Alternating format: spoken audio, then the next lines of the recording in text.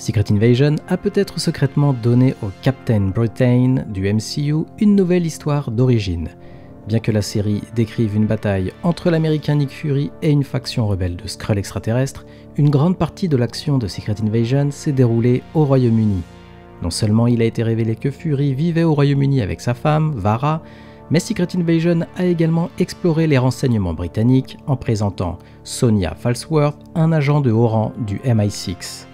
Ce nouveau cadre pour le MCU pourrait teaser l'introduction d'un héros majeur des Marvel Comics et il est possible que ce soit Captain Britain, le Captain America britannique. Salut à tous et bienvenue sur House of Marvel pour une nouvelle vidéo. Aujourd'hui on va parler de l'introduction de Captain Britain que tout le monde a peut-être manqué dans Secret Invasion. Mais avant de commencer, merci de liker la vidéo si elle vous plaît et de rejoindre notre communauté. Préparez le café.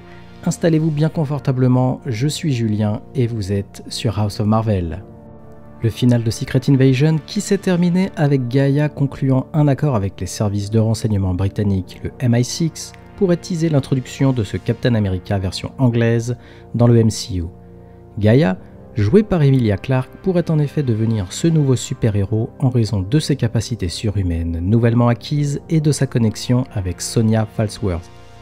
En dépit d'être un Skrull extraterrestre, la forme humaine de Gaïa dans Secret Invasion est représentée par l'actrice britannique Emilia Clarke, ce qui donne à son personnage un lien fort avec le Royaume-Uni. Après avoir combattu Gravik, dans le final de la série, Gaïa a conclu un accord avec Sonya Falsworth qui lui donnerait accès à des ressources pour continuer la bataille. Il est possible donc que Gaïa ait pu être configurée comme la version MCU de Captain Britain. Et bien que ce soit un changement radical pour l'histoire d'origine de ce Captain America version britannique, il existe de nombreuses similitudes entre Braddock, l'original Captain Britain, et Gaïa.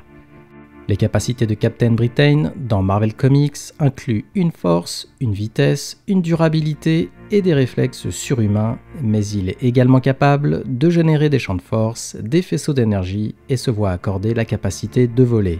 Le final de Secret Invasion voit Gaïa obtenir ces mêmes capacités car améliorées avec l'ADN de plusieurs personnages du MCU grâce à la récolte.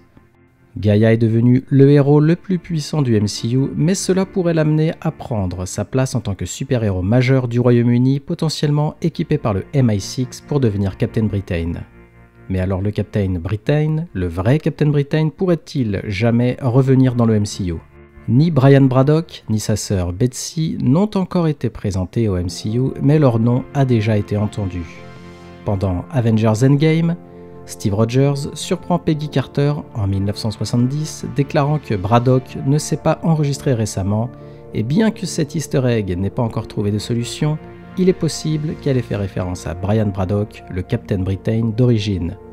Peggy Carter elle-même est devenue une version de Captain Britain dans What If saison 1, et a ensuite été présenté comme un caméo dans Doctor Strange in the Multiverse of Madness.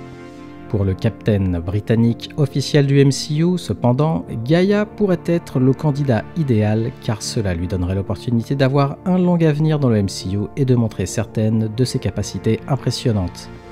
L'introduction de Captain Britain, qu'il s'agisse de Gaïa ou de l'un des Braddock, après Secret Invasion, pourrait également mener au scénario centré sur les mutants du MCU qui pourraient être explorés après la saga du multivers. A vous de me donner votre avis maintenant. Que pensez-vous de Gaïa comme Captain Britain dans le MCU? Faites-le moi savoir en commentaire et n'hésitez pas à me faire parvenir vos théories, j'adore les lire et en débattre avec vous. Et comme d'habitude, merci d'avoir regardé cette vidéo si elle vous a plu, merci de la liker et de me donner votre avis en commentaire. Aussi, pour ne pas louper mes prochaines vidéos, abonnez-vous et activez les notifs. À la prochaine sur House of Marvel.